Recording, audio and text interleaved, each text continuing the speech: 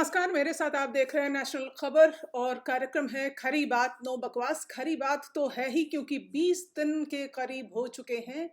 20वां दिन है आज किसान आंदोलन का और सरकार झुकने को तैयार नहीं है। आप कहेंगे किसान भी झुकने को तैयार नहीं है, लेकिन किसान क्यों झुके? किसान अपनी मांगों को लेकर सामने है। जिस अफरा-तफरी में कानून पास किए गए थे, उससे उसी वक़्त ही अंदाज़ा हो गया था जब संसद में तेज़ी से विरोध के बावजूद जब बिल पारित कर दिए गए थे, तभी अंदाज़ा हो गया था कि ये जो कानून आएँगे, ये किसानों के हित में नहीं होंगे। और अब किसान जिनके हित की बात सरकार लगातार कर रही है और 20 दिन के बाद भी वार्ताएँ विफल होती नज़र आ रही हैं, तो किसान आखिर क्या करे? अपनी मांगों के साथ वो लगातार आंदोलन कर रहा है। आपको हम लगातार वीडियोस दिखा रहे हैं कि किस तरह जो किसान है वो परेशान है। ना सिर्फ पुरुष, महिलाओं को आप देखिए मोर्चा संभाले हुए हैं।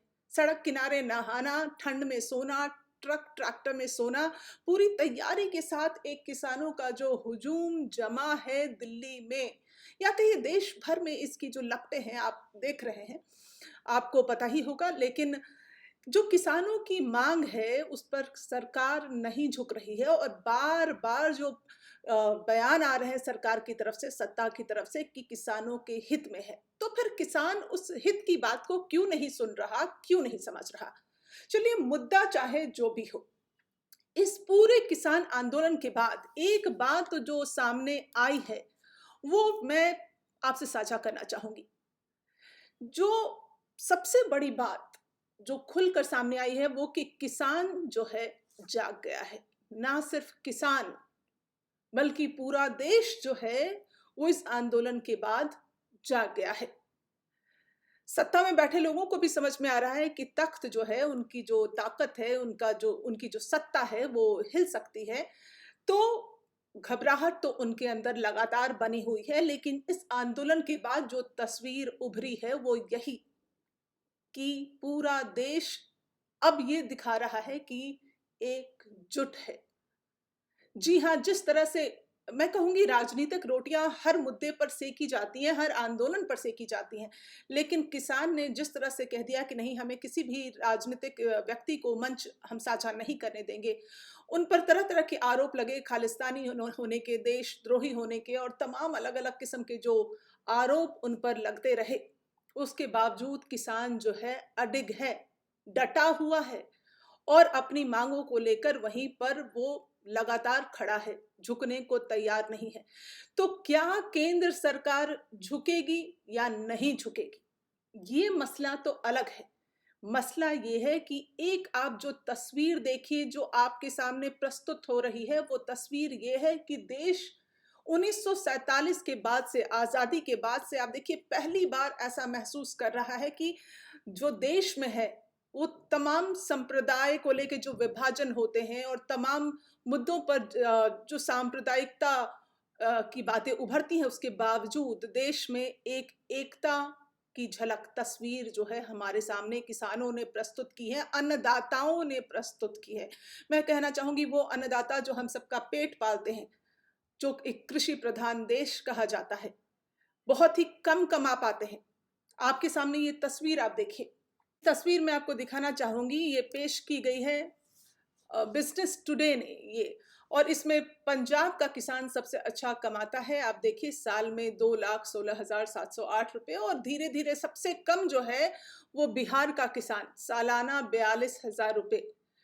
ये तस्वीर राहुल गांधी ने ट्वीट की थी और ये मैं आप सबके सामने इसलिए प्रस्तुत कर रही हूँ कि आपको समझ में आए कि किसान कितना कमाता है, जो दिन-रात मेहनत करता है, अनाज उपजाता है, खेती करता है, पसीना बहाता है, खून बहाता है हम सबके लिए, वो सालाना कितना कमा पाता है। एवरेज आप देखिए 77,124 रुपए सालाना। तो इतना कमाता है किसान, तो क्या किसान जो है वो तरक्की करना चाहेगा या वो बिहार के किसानों की तरह कम कमाना चाहेगा? ये ट्वीट राहुल गांधी ने किया था। रिपोर्ट के माध्यम से ये कहना भी चाहूंगी कि नेपोलियन ने एक बार कहा था कि कोई विशालकाय सो रहा है तो सोने दो, वह जागेगा तो दुनिया हिला देगा। शायद ये बात अब सच हो रही है कि किसान अब जाग गए हैं और सचमुच में सत्ता में बैठे लोगों को हिला देने की ताकत दिखा रहे हैं। भारत को धर्मनिरपेक्ष देश कहा जाता है, लेकिन धर्मनिरपेक्ष देश होने के बावजूद आप सब जानते हैं कि यहाँ संप्रदाय के नाम पर किस तरह लोगों को विभाजित रखा गया है। अब तक ऐसा नहीं कि कांग्रेस ने नहीं किया, कांग्रेस ने भी अपनी राजनीतिक रोटियां सेकी हैं, लेकिन एक हद तक। लेकिन धर्म के नाम पर देश को बांटने का काम जो 2014 के बाद से चला आ रहा है, वो देश को तोड़ने का काम कर रहा था।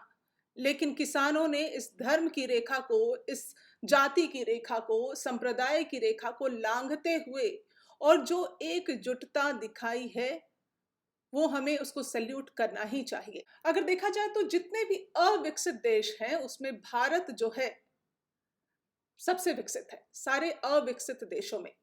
और इसमें वह सब है जो कि आप देखिए, संयुक्त राज्य अमेरिका, कनाडा, यूरोपीय देश, जापान, चीन, इन सब के लिए, इन सब को विकसित होने के लिए जो चाहिए वो भारत में है। तो वो समय आ गया है, भारत में वो सब है। कुशल इंजीनियर है, आप देखिए हमारे देश के लोग बाहर जाके काम करते हैं, साइंटिस्ट हैं। भारत की का जो ब्रेन है उसकी तारीफ हमेशा होती है। इंजीनियर हैं, मैथमेटिशियंस हैं, मेडिसिन है, सब कुछ है। तो क्या नहीं जो भारत को एकजुट होने से रोक रहा था, वो क्या था? वो भारत का जाति के नाम पर, संप्रदाय के नाम पर, भाषा के नाम पर, जो क्षेत्र के नाम पर जो विभाजन था, वो भारत को एक होने से और विकसित होने से रोक रहा था। लेकिन ये जो एक लहर हम सबके सामने किसान आंदोलन के बाद दिखी है, जो जन संघर्ष दिखा है, जो एकजुटता दिखी है, वो ये हमें इशारा करती है कि भारत में वो सब कुछ है जो एक विकसित देश की श्रेणी में आने के लिए भारत के पास होना चाहिए। तो पूरा जो एक परिदृश्य है, एक पूरी जो सोच है, वो बदलने का काम किया है इस किसान आंदोलन ने। जाति और धर्म की सीमाओं को तोड़कर और उससे ऊपर उठा है। तो जो 2014 के बाद से खास तौर पे मैं जिक्र करूंगी, उससे पहले भी ऐसा नहीं था कि ध्रुवीकरण नहीं होता था देश में जाति के नाम पर, धर्म के नाम पर। लेकिन ये जो ध्रुवीकरण है वो 2014 के बाद से काफी उग्र रूप में हमारे सामने जो है आया। और भारत में इस वक्त अगर आप देखिए, गौर कीजिए, तो दो ऐसी ताकतें हैं जो काम कर रही हैं, जो एक धर्म के नाम पर लोगों को विभाजित करने का काम करती हैं। लेकिन एक ताकत ऐसी है जो किसान आंदोलन के बाद हमें देखने को मिली है कि भारत में अभी भी अगर आप गौर फरमाएं तो एकता है। कहां कहां से किसान नहीं आया, किस जाति का है, किस धर्म का है, उससे कोई मतलब नहीं है, लेकिन सारा किसान आज एकजुट है। अब भारत में देखिए कि अधिकांश आबादी जो है वो हिंदुओं की है। मुस्लिम पूरे भारत में करीब 15 से 16% है। और जो पार्टी अभी सत्ता में है, उसको हिंदुत्व के ध्रुवीकरण उसने किया है और उससे पार्टी को लाभ भी मिला है। लेकिन उस कारण से आप देखिए, भारत में एक ऐसी तस्वीर पिछले कई सालों से जो बनती आ रही थी, वो धार्मिक आधार पर जो खास तौर पर एक लकीर खिंच गई थी दो संप्रदाय के बीच में, विभाजन जिस तरह से हुआ था, उससे उसको सब कुछ को, उन सारे बंधनों को तोड़ा है किसान आंदोलन ने। निकल कर सामने आई है एक तस्वीर कि भारत में सब एक हैं, चाहे हिंदू हो, मुस्लिम हो। जब आप एकजुट हो जाते हैं तो आपकी ताकत बहुत ही मजबूत हो जाती है।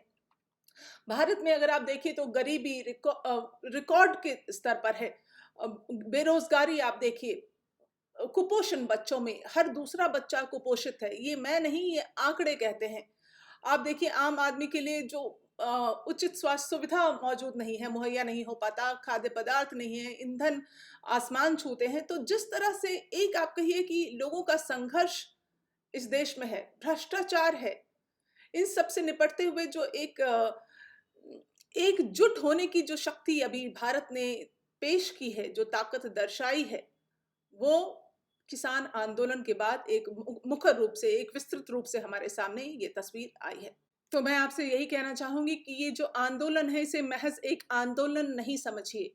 एक ऐसा आंदोलन, एक ऐसी तस्वीर जो किसान आंदोलन के बाद हमारे सामने उभरी है। हालांकि ये खत्म नहीं हुआ है, 20वां दिन है। देश का किसान खून के आंसू पी रहा है, सड़क पर ठंड में, कड़कड़ाती ठंड में वो पड़ा हुआ है। पूरा परिवार किस तरह से जूझ रहा है, कितनी कुर्बानियां गई, कितने किसान इसमें अपनी जान गंवा चुके हैं इस आंदोलन के कारण, लेकिन सरकार झुकने को तैयार नहीं है। खैर, मामला जो कुछ भी हो, लेकिन ये जो तस्वीर आपके सामने प्रस्तुत हो रही है उसे आप अपने जहन में बैठा लीजिए कि भारत का जो किसान है, ना सिर्फ किसान, हर एक व्यक्ति जब एकजुट हो जाता है और उसकी ताकत मजबूत हो जाती है, 5 उंगलियां जब मुट्ठी बन जाती हैं, तो क्या कुछ नहीं कर सकती। इस कार्यक्रम में फिलहाल इतना ही। आप मुझे दीजिए इजाजत। नमस्कार।